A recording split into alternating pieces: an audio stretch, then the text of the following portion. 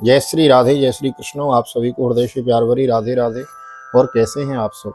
आशा करते हैं ठाकुर जी राधा माधव की कृपा से आप सब कुशल मंगल होंगे और भगवान की भक्ति में लीन होंगे।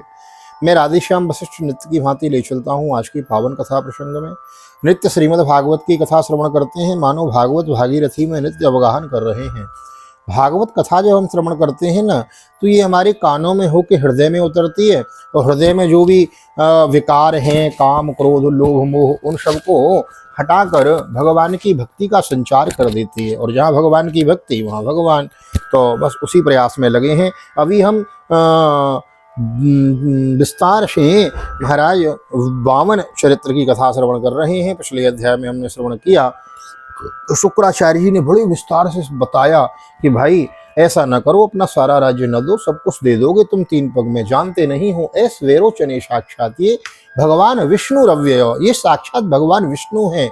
देवा नाम कार्य साधक कश्यपा अदितिर जातो, कश्यप और अदिति के यहाँ पुत्र बन के देवताओं के कार्य की सिद्धि के लिए आए। तो प्लीज अवेयर हो जाओ, सावधान हो जाओ। ये कोई साधारण ब्राह्मण नहीं है, तो साक्षात विष्णु है। 2 पग में ही सब नाप लेगा, तीसरा कहाँ रख पाओगे? फिर तुम्हारे पास कुछ ना बचेगा। तो महाराज राजा बलि कहते हैं, गुरुदेव मेरे तो दोनों हाथों में लड्डू हैं। यदि यह विष्णु हैं तो लोग मेरे नाम की गाथा गाएंगे कि देखो भगवान विष्णु भी राजा बलि के यहाँ याचक बनकर गए। और यदि यह विष्णु न होकर साधारण ब्राह्मण हैं तो मुझे पूर्ण विश्वास है कि 3 पग से अधिक यह पृथ्वी नहीं लेंगे, मुझे पूर्ण विश्वास है। तो प्लीज आप हमें रोके ना, गुरुजी से कह रहे हैं। तो यह कथा हम विस्तार पूर्वक श्रवण कर रहे हैं। और नए आए हैं प्लीज चैनल को सब्सक्राइब कर लीजिए, बेल आइकन को भी प्रेस कर दीजिए, फेसबुक के माध्यम से देख रहे हैं हमारे पेज को फॉलो कर लीजिए। आइए मेरे साथ गोविंद नाम गुनगुनाइए। श्री कृष्ण गोविंद हरे मुरारी, नाथ नारायण वासुदेव। श्री कृष्ण गोविंद हरे मुरारी, हे नाथ नारायण वासुदेव। हे नाथ नारायण वासुदेव, हे नाथ नारायण वासुदेव। श्री कृष्ण गोविंद हरे मुरारी, हे नाथ नारायण वासुदेव। नारायणं नमस्कृत्य नरं चैव नरोत्तमं देवीं सरस्वतीं व्यासं ततो जयमुदीरयेत्। कृष्णाय वासुदेवाय हरये परमात्मने प्रणतः क्लेशनाशाय गोविन्दाय नमो नमः। ओम नमो भगवते वासुदेवाय। श्रीमद्भागवत महापुराणम् अष्टमस्कन्धः विंशोऽध्यायः। श्रीशुक उवाच बलिरेवं गृहपति कुलाचार्येण भाषितः तूष्णीं भूत्वा क्षणं राजन् उवाच वही तो गुरुं। श्री सुखदेव जी कहते हैं, राजन जब कुलगुरु शुक्राचार्य ने इस प्रकार कहा तब आदर्श गृहस्थ राजा बलि ने एक क्षण चुप रहकर बड़ी विनय और सावधानी से शुक्राचार्य जी के प्रति यूं कहा। बलिर्वाच सत्यं भगवता प्रोक्तं धर्मोऽयं गृहमेदिनाम् अर्थं कामं यशो वृत्तिं यो न बाधेत करे चेत् स चाहं वित्तलोभेन प्रत्याचक्षे कथं द्विजं प्रतिश्रुत्यो ददामीति प्रह्लादीकृतो यतो न हस्यत्यात्मनो धर्मो यदीयो वाच भूरियं सर्वं सोढुमलं मन्येरतेलीकोपरं नरं नाहं बिभेमि निर्यान्नाधान्याद सुकार्णवातो नस्तानच्यवनान् मृत्योर्यथा विप्रो प्रलम्बनातो।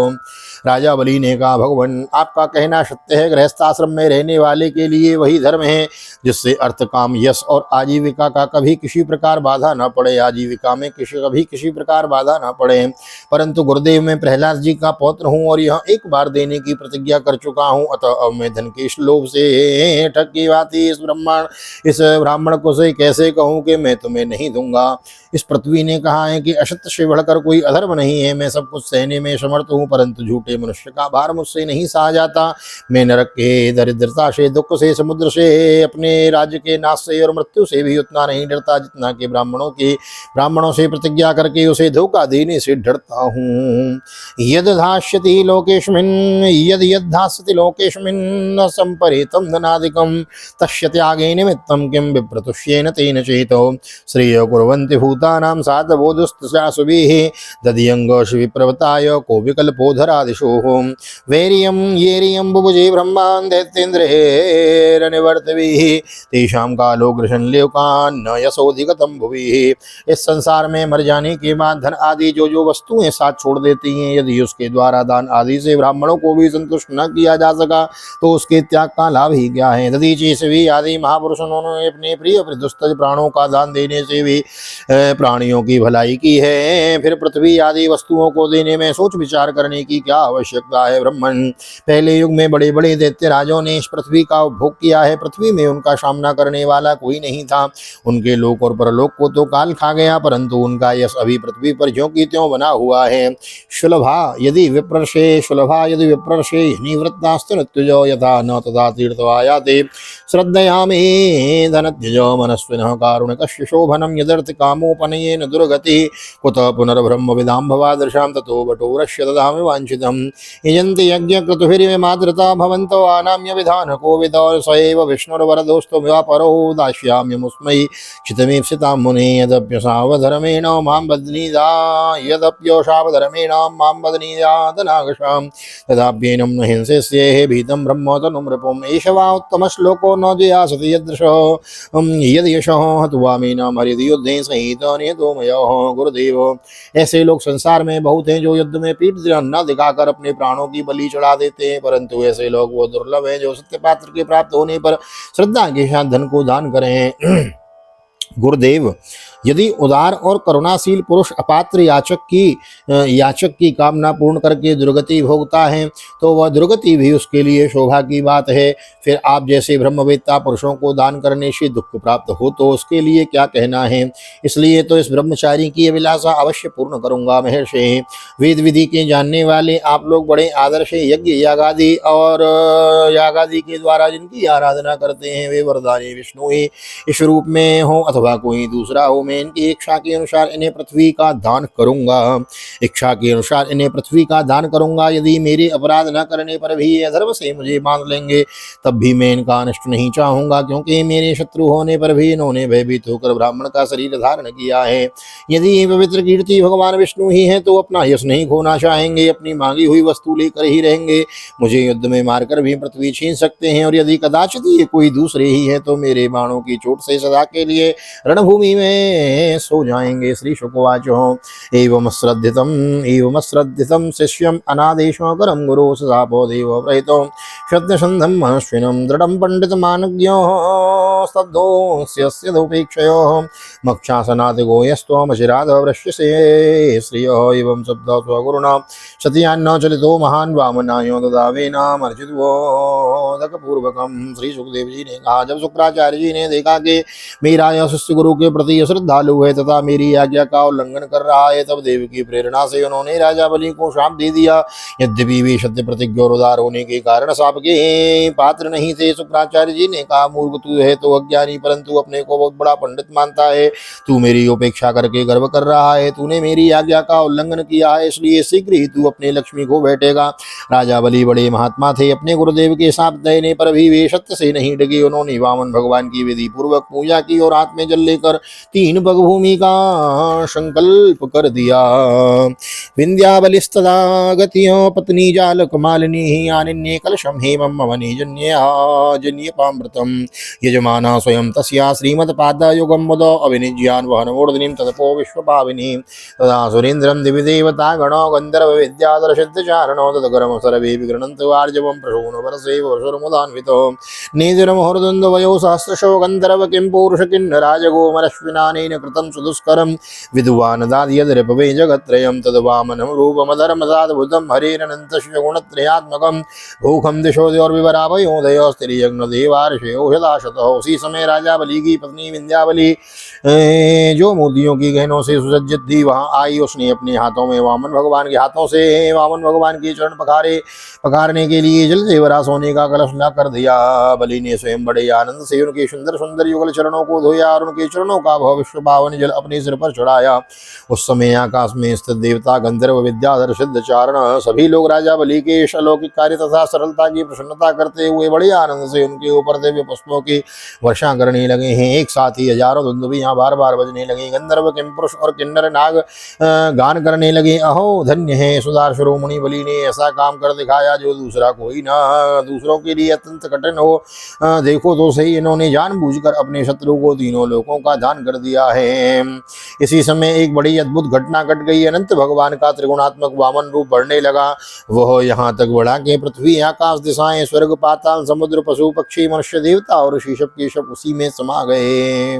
काये बलिस्तस्य महाविभूते सहर्त्विकाचार्य सदस्य एतददर्श विश्वं त्रिगुणं गुणात्मके भूतेन्द्रियार्धासयजीव युक्तं रसामचष्टाङ्घ्रितले पादयोर्महिं महीन्द्रन् पुरुषस्य जङ्गयो पतत्रिणो जानुनि विश्वमूर्तेरोर्गणं मारुतमिन्द्रसेनो शन्द्यां विभोर्वाससि गुह्य ईक्षत् प्रजापतिर्जगने आत्ममुख्यान्नाभ्यां नभः कुक्षिस्वप्त सिन्धुं नुरुक्रमस्योरसचक्षमालां चक्षमालाम। इसी समय एक बड़ी अद्भुत घटना घट गई। अनंत भगवान का वह त्रिगुणात्मक वामन रूप बढ़ने लगा। वो यहाँ तक बढ़ा के पृथ्वी, आकाश, दिशाएं, स्वर्ग, पाताल, समुद्र, पशु पक्षी, मनुष्य, देवता और ऋषि सब के सब उसी में समा गए। ऋत्विज, आचार्य और सदस्यों के साथ बलि ने समस्त ऐश्वर्यों के एकमात्र स्वामी भगवान की उस त्रिगुणात्मक शरीर में पंचभूत इंद्रिय, उनके विषय, अंतःकरण और जीवों के साथ वह संपूर्ण त्रिगुणात्मय जगत देखा। राजा बलि ने विश्वरूप भगवान के चरण तल में रसातल, रसा चरणों में पृथ्वी, पिंडलियों में पर्वत, घुटनों में पक्षी और जांघों में मृदगणों को देखा। इसी प्रकार भगवान के वस्त्रों में संध्या, गुह्य स्थान में प्रजापति गण और जगन स्थल में अपने सहित समस्त असुरगण, नाभि में आकाश, कोख में सातों समुद्र और वक्षस्थल में नक्षत्र समूह को देखा। यदि अंगधर्म स्तनयोर मुरारे रतम च सत्यम मनया स्थितेन्दुं श्रियं च वक्षस्य रविंद हस्तां कंठे च सामान्य समस्तरेफान् इंद्र प्रधानान् अमरान् भुजेषु तत्कर्णयोककबोध्योश्च मूर्धनि केशेषु मेघान् च वसनं नासिकायाः मग्नोश्च भूर्यो सूर्यो वदने च वह्निं वन्यां च छन्दांसि रसे जलेशं भ्रुवोर्निषेधं च विधिं च पक्ष्मसो अश्च रात्रिं च परस्य पुंसो मनियुं ललाटे धर एव लोभं स्पर्शे च कामं नपतेत सोम्भरेत स्पर्शे च कामं नपरेत सोम्भं पृष्ठे तु धर्मं क्रमणेषु यज्ञं छायासु मृत्युं जसते च मायां तनुरुहेस्तो स्वधिजातयश्च। उन लोगों को भगवान के हृदय में धर्म, स्तनों में धर्म, स्तनों में ऋतु, मधुर और सत्य वचन, मन में चंद्रमा, वक्षस्थल पर हाथों में कमल लिए लक्ष्मी जी, कंठ में सामवेद और संपूर्ण शब्द समूह उन्हें दिखे। बाहुओं में इंद्रादि समस्त देवगण, कानों में दिशाएं, मस्तक में स्वर्ग, केशों में मेघमाला, नासिका में वायु, नेत्रों में सूर्य और मुख में अग्नि दिखाई पड़े। वाणी में वेद, रसना में वरुण, भौं में विधि और निषेध, पलकों में दिन और रात, विश्वरूप के ललाट में क्रोध और नीचे के होठ में लोभ के दर्शन हुए। परीक्षित, उनके स्पर्श में काम, वीर्य में जल, पीठ में अधर्म और पद विन्यास में यज्ञ, छाया में मृत्यु, हंसी में माया और शरीर के रोगों में 100 प्रकार की औषधियां थीं। बोलो भक्त वत्सल भगवान की जय। स्पर्शे च कामं नपरेत सोम्भं पृष्ठे तु धर्मं क्रमणेषु यज्ञं छायासु मृत्युं वसते च मायां तनूरोहेषु सृजातयस्व नदीषु नाडीषु शिलानघेषु बुधवा भजं देवगणा नसीषु प्राणेषु गात्रे स्त्रीजंगमानि सर्वाणि भूतानि ददर्श वीरो शरवाद्मनीधं भुवनं निरीक्षो सर्वेषु राकस्मलमापुरङ्गः सुदर्शनं चक्रम सह्यतेजो धनुष्य शार्गं स्तनयत्नुघोषां पर्जन्यघोषो जलजः पाञ्चजन्य कौमोदकिं विष्णुगदा तरस्विनी विद्याधरो श्रीशतचन्द्रयुक्तः स्तूणोत्तमा वक्षयसाय कौच सुनन्दमुख्या उपतस्तुरीशं पार्श्वदमुख्या स लोकपाला स्फुरत् किरीटाङ्गदमीन कुण्डल श्रीवत्सरत्नो तव मेघलाम्बरै। भगवान की नाड़ियों में नदियां, नखों में शिलाएं, बुद्धि में ब्रह्मा, देवता एवं ऋषिगण दिख पड़े। इस प्रकार वीरवर बलि ने भगवान की इंद्रियों और शरीर में सभी चराचर प्राणियों का दर्शन किया। भाई विश्व ही तो विष्णु है, हाँ, जगत ही जगदीश है। परीक्षित, सर्वात्मा भगवान में यह संपूर्ण जगत देखकर सबके सब दैत्य अत्यंत भयभीत हो गए। इसी समय भगवान के पास असह्य तेज वाला सुदर्शन चक्र गरजते हुए मेघ के समान भयंकर टंकार करने वाला सारंग धनुष, बादल की तरह गंभीर शब्द करने वाला पांचजन्य शंख, विष्णु भगवान की अत्यंत वेगवती कौमोदकी की गदा, 100 चंद्राकार चिन्हों वाली ढाल और विद्याधर नाम की तलवार, अक्षय बाणों से भरे 2 तरकस तथा लोकपालों के सहित भगवान ने के सुनंद आदि पार्षदगण सेवा करने के लिए उपस्थित हो गए। उस समय भगवान की बड़ी शोभा हुई। मस्तक पर मुकुट, बाहुओं में बाजूबंद, कानों में मकराकृति कुंडल, वक्षस्थल पर श्रीवत्स चिन्ह, गले में कौस्तुभमणि, कमर में मेखला और कंधे पर पीतांबर शोभायमान हो रहा था।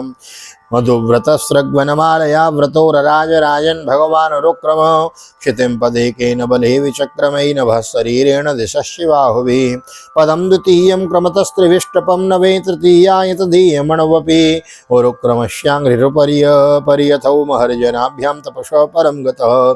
वे 5 प्रकार के पुष्पों की बनी वनमाला धारण किए हुए थे, जिस पर मधुलो भी भौरे गुंजार कर रहे थे। उन्होंने अपने एक पग से बलि की सारी पृथ्वी नाप ली, शरीर से आकाश और भुजाओं से दिशाएं घेर ली। दूसरे पग से उन्होंने स्वर्ग को भी नाप लिया।